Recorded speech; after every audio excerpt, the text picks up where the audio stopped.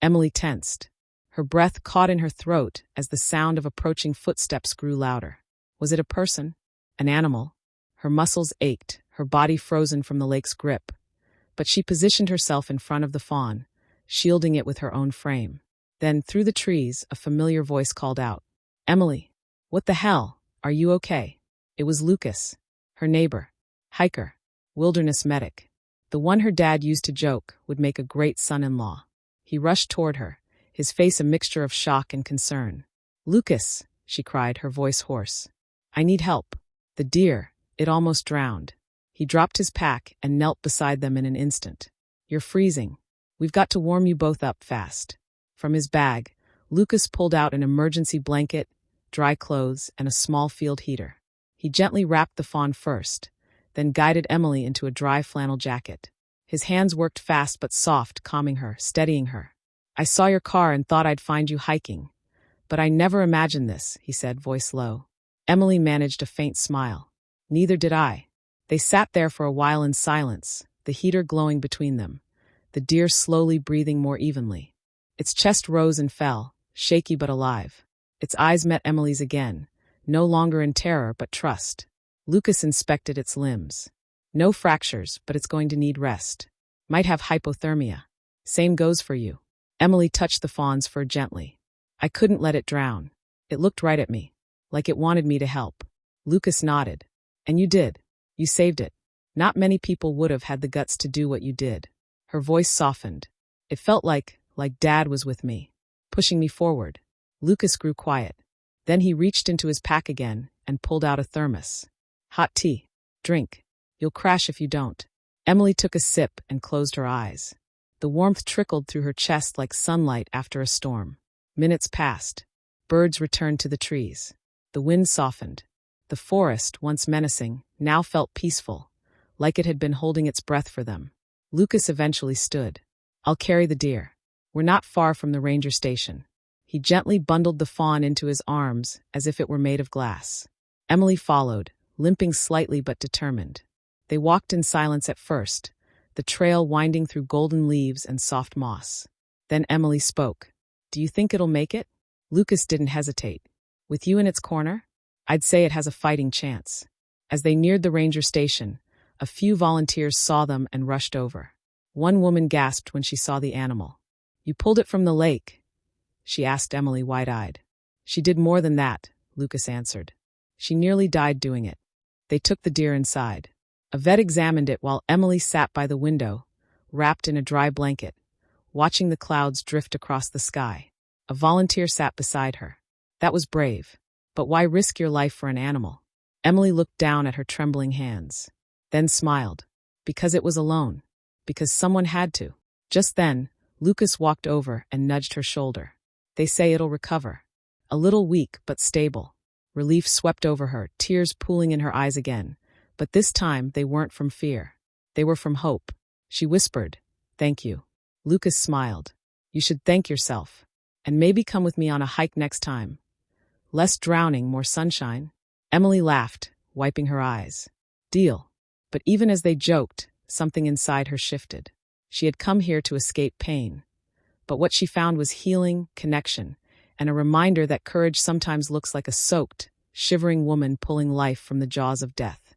And just outside, in the ranger station's small paddock, the young deer blinked at the light for the first time with strength in its legs, and a story written in every breath it took.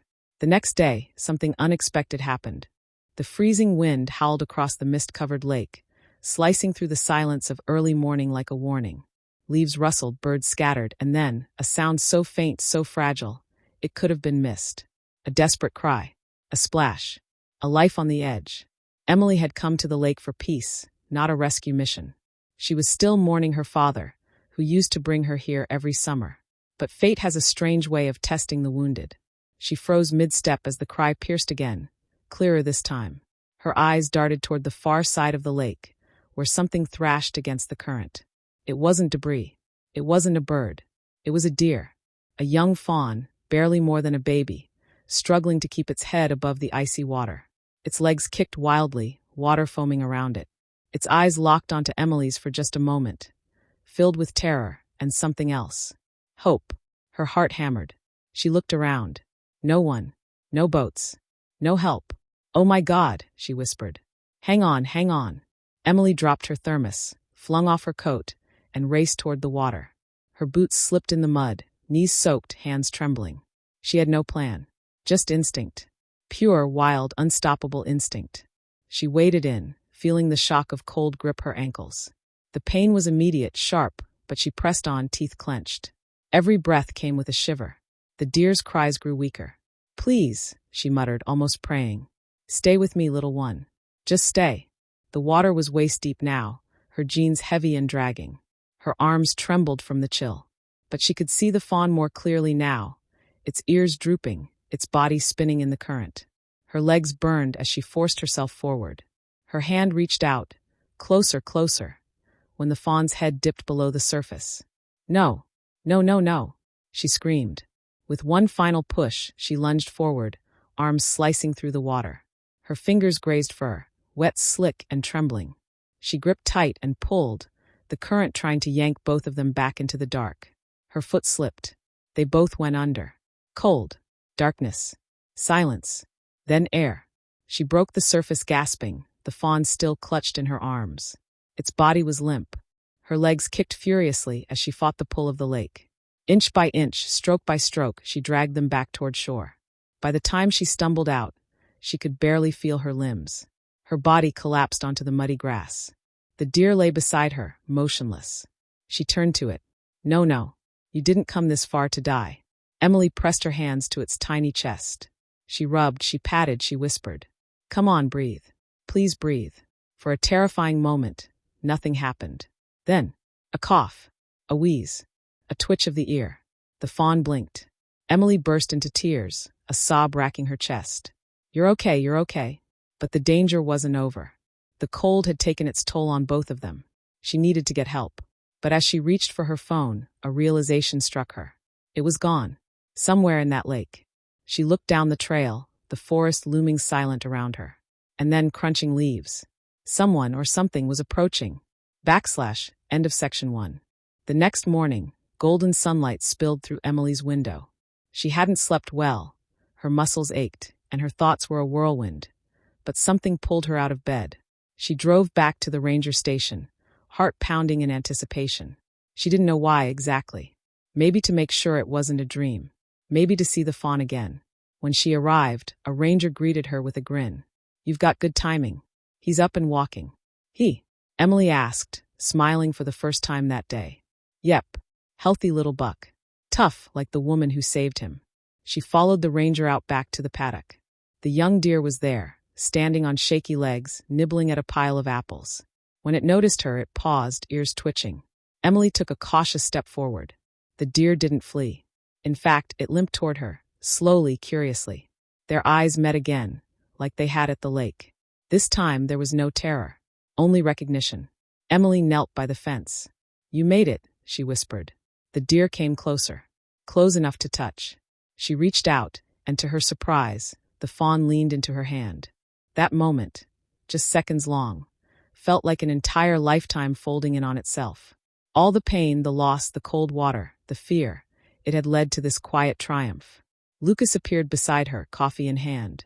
He's not going back into the wild just yet. Still needs time. But the vet says he'll be strong enough one day. Emily stood, brushing dirt from her knees. When he's ready, I want to be the one to take him back. To the woods, where he belongs. Lucas nodded. You will be. The next few weeks passed with quiet purpose. Emily returned to the station every day. She brought apples, cleaned his stall, watched him grow stronger, more confident. She even gave him a name, River. Because he survived it, she said. River became the talk of the station. Photos were shared. A local newspaper ran the headline, Woman jumps into frozen lake to save fawn. Both survive. But for Emily, it wasn't about headlines. It was about healing. On the day River was finally ready, a small group gathered by the edge of the woods. Emily opened the paddock gate with trembling fingers.